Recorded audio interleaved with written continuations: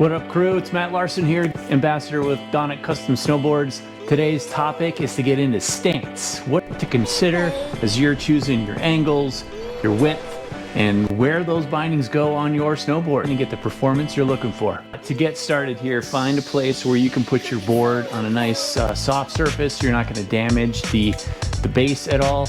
And then get yourself a roll of painter's tape. You can make some marks on the snowboard. Grab your tape. We're gonna do a couple of things. You're gonna stand on your board. You're gonna jump. Start on about center of the bowl, so it's a good jumping spot. Be looking ahead as if you were snowboarding and not at your feet. I brought my stance in. Oh yeah, that was way more functional. This is probably even easier to jump, but I don't feel as stable, so I'm gonna go back out again. Yeah, okay, somewhere like that. All right, let's mark this spot. Made my marks. I got my tape on here to get me an idea of where center of my foot is and center of my foot is. I'm now gonna measure that, and it comes to 19 5/16. All right, so that's a starting point for me. So now what I'll do is I'll mount my bindings on at that width. Feel for, am I able to be functional with this stance? Can I move? Can I absorb? Or do I feel greatly restricted? And I'll make little modifications then to dial in that stance. It's time to mount it up and keep trying to find something that works well for me by getting back on the board, in my boots, in the bindings, moving around and seeing if it works or if I should make a tweak. Something that I really believe in is that wherever you decide your stance width should be, that you take that and you center it up on the inserts on the board, because the construction and the flex and the material that's built in here is engineered so the flex pattern is around the inserts and centered around those. Okay, let's see how that measures up. Center and center, that puts me at 19 and a half. We're gonna try that. That puts me right actually on the bolt holes there in the middle.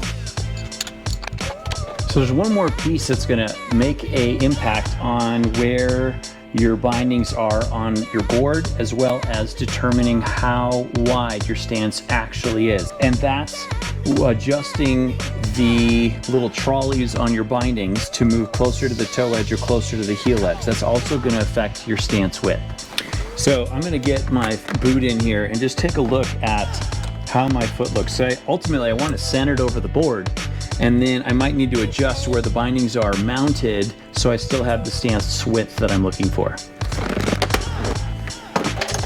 Another piece of the puzzle is stance angles and trying to figure out an angle or degree in your stance that's going to work for you. There are two factors that I would consider at a baseline when making a decision around this. The first is just the functionality of that stance angle. Can you move? When you're out riding and managing the forces from an either real high edge angle carve or going through some choppy terrain, some bumps, you're going to want to be able to move to manage those forces. Second factor you're going to want to consider is the drag from your boots. If you have less of an angle on your binding, you're going to have more heel and toe drag because your boot's not fitting between the edges of your board. Especially if you have a narrower snowboard, you're going to need to have a higher degree angle in your stance in order to eliminate that toe and heel drag. So as I look here, I'm pretty centered up. Minimal drag there on the toe edge. I also have minimal drag here on the heel. Boom. Time to get my boots on, give this a try, and see how it feels.